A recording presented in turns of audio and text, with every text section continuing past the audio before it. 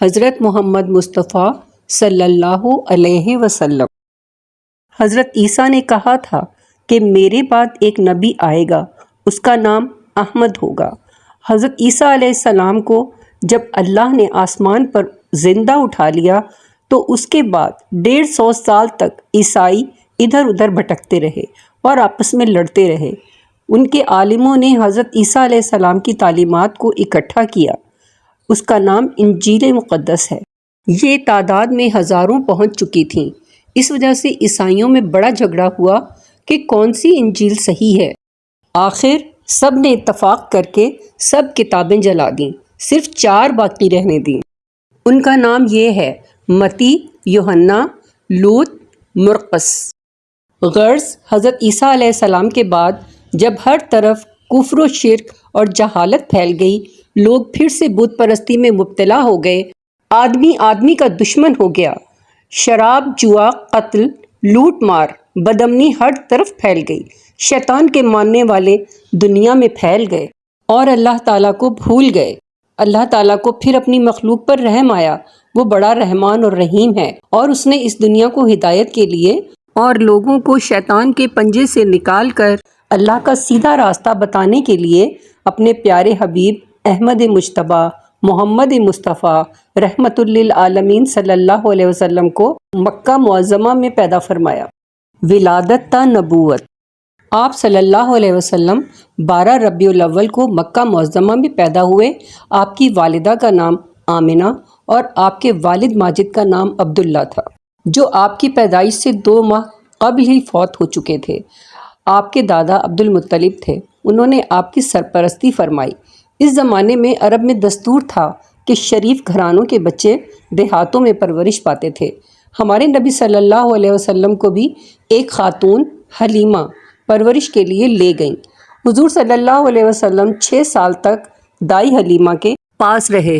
آپ سال بھر میں 2 مرتبہ والدہ سے ملنے آتے، اس کے بعد والدہ نے اپنے پاس بلا لیا۔ جب آپ 6 برس کے ہوئے تو آپ کی والدہ کا انتقال ہو گیا۔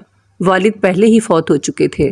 مہربان دادا عبد المطلب نے، جن کو اپنے پوتے سے بہت محبت تھی، ان کی پرورش اپنے ذمے لی۔ خدا کی شان کہ دادا کا سایہ بھی زیادہ عرصے تک قائم نہ رہا، اور والدہ کے 2 سال کے بعد دادا کا سایہ بھی سر سے اٹھ گیا۔ اس وقت حضور صلی اللہ علیہ وسلم 8 برس کے تھے۔ دادا کے انتقال کے بعد حضور صلی اللہ علیہ وسلم کے چچا ابو طالب نے اپنی سرپرستی میں لے لیا۔ چچا کو اپنے بھتیجے سے بے حد محبت تھی اور بیٹوں سے زیادہ چاہتے تھے۔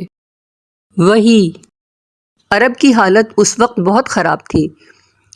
حضور صلی اللہ علیہ وسلم نے انہی لوگوں کے درمیان رہ کر پرورش پائی، اور آپ کا اٹھنا بیٹھنا، ملنا جلنا انہی لوگوں سے تھا، مگر آپ نے کسی کی گندی عادت نہیں لی۔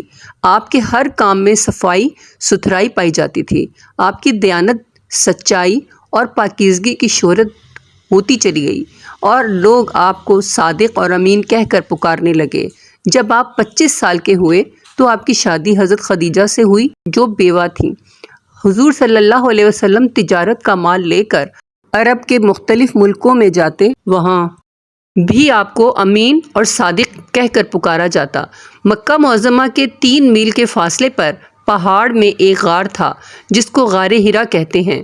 حضور صلی اللہ علیہ وسلم کئی روز کا کھانا لے کر اس غار میں چلے جاتے اور وہاں اکثر خدا کی عبادت اور سوچ و بچار میں وقت گزارتے۔ رمضان المبارک کا مہینہ تھا اور آپ کی عمر 40 برس کی ہو چکی تھی۔ آپ معمول کے مطابق غار ہرا میں مشغول تھے۔ اچانک حضرت جبرائیل علیہ السلام تشریف لائے اور قرآن پاک کی یہ آیتیں پڑھ کر سنائیں۔